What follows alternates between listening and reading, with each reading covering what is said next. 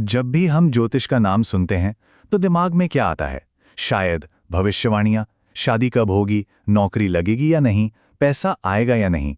लेकिन क्या हो अगर ज्योतिष का असली मकसद भविष्य बताना हो ही नहीं? क्या हो अगर इसका मतलब इससे कहीं ज्यादा गहरा हो? तो चलिए सबसे बड़े सवाल से ही शुरू करते हैं। क्या हमारी किस्मत सच में सितारों में लिखी है? क्या सब कुछ पहले से ही तय है? ये एक ऐसा सवाल है जो सदियों से हम सबको परेशान करता रहा है। अब इसका जवाब ना ज्योतिष को एक बिल्कुल अलग नजरिए से देखने में मिलता है।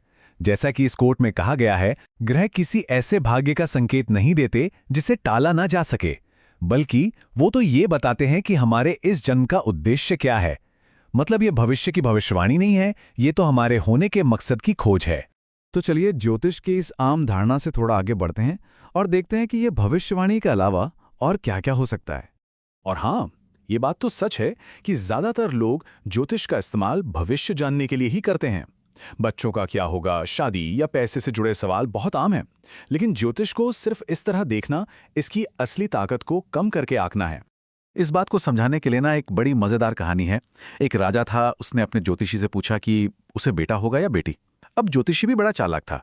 उसने दो अलग अलग जवाब दो लिफाफों में पहले से ही बंद कर दिए। जब राजा के घर बेटा हुआ तो उसने बेटा लिखा हुआ लिफाफा राजा को थमा दिया। इससे ज्योतिष नहीं बल्कि सिर्फ एक चालबाजी कहा गया है।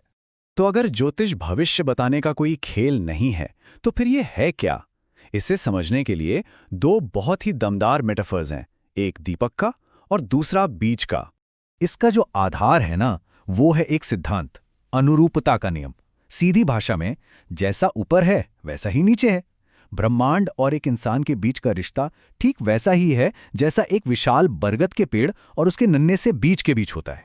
इसको ऐसे समझ सकते हैं जैसा यहां दिख भी रहा है। पूरा ब्रह्मांड एक बड़ा फैला हुआ पेड़ है और हम सब इंसान उस पेड़ के लाखों करोड़ों बीजों में से एक हैं।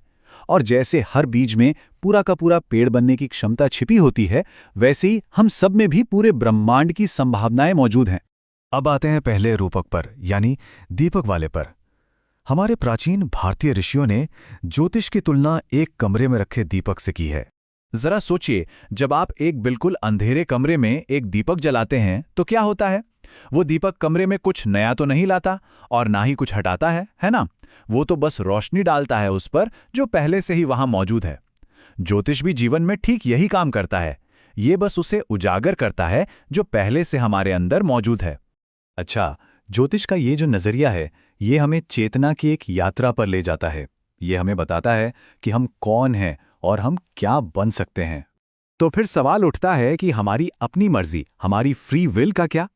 इसे एक जहाज पर बैठे यात्री की तरह समझा गया है। सोचिए, यात्री जहाज की डेक पर कहीं भी घूमने के लिए आजाद है, लेकिन जहाज किस दिशा में जाएगा ये उसके हाथ में नहीं है। ठीक वैसे ही हमारे पास अपनी इच्छा शक्ति है, लेकिन हम एक बड़े ब्रह्मांडीय बहाव का हिस्सा है।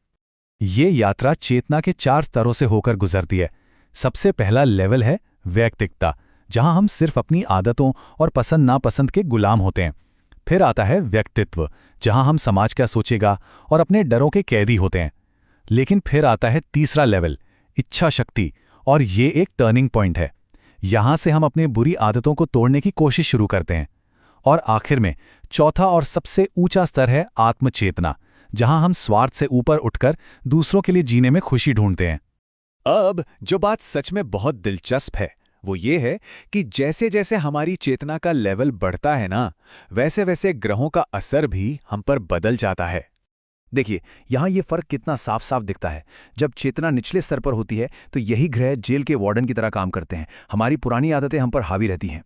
लेकिन जैसे ही हम ऊपर के लेवल पर पहुंचते हैं, वही ग्रह टीचर और हेल्पर बन जाते हैं। वो हमें गाइड करते हैं, मौके देते हैं। कहने का मतलब है, हमारे बर्ताव की चाबी ग्रहों के हाथ से निकलकर हमारे अपने हाथ में आ जाती है। तो इसका सीधा सा मतलब ये हुआ कि जिसे हम कुंडली में कोई बुरा योग या बैड एस्पेक्ट कहते हैं ना, उसका असर भी हर लेवल पर अलग अलग होता है। वो कोई पत्थर की लकीर नहीं है। जैसे मान लीजिए कोई एक मुश्किल योग है। निचले लेवल पर क्या होगा? वो बार बार परेशानी बनकर आएगा। इंसान को लगेगा कि मैं तो बस एक विक्टिम हूं। लेकिन चेतना के ऊंचे लेवल पर वही योग, वही मुश्किल, सेल्फ डिसिप्लिन और ग्रोथ का एक जरिया बन जाती है। इंसान खुद पर कंट्रोल करके अपने कर्मों को न्यूट्रलाइज करना सीख जाता है।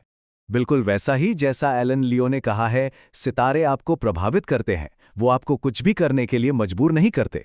आखिरी फैसला तो हमेशा हमारा ही होता है। तो ये सारी बातें हमें ज्योतिष के असली मकसद की तरफ ले जाती हैं। ये सिर्फ भविष्य जानने के बारे में नहीं है। तो ज्योतिष का असली उद्देश्य भविष्य जानना नहीं, बल्कि ये समझना है कि हम इस दुनिया में आए क्यों हैं और इस जीवन में हमें करना क्या है। एक तरह से खुद को खोजने का एक मैप है। और अंत में सबसे जरूरी बात यही है कि चाबी हमारे अपने हाथों में है। ग्रह सिर्फ रास्ता दिखा सकते हैं, उस पर चलना है या नहीं ये फैसला हमारा है। तो अगली बार जब कोई आसमान में सितारों को देखे तो ये सवाल जरूर सोचे, क्या हो अगर सितारों को देखने का असली मकसद बाहर नहीं बल्कि अपने अंदर झांकना हो, खुद को बेहतर ढंग से समझना हो।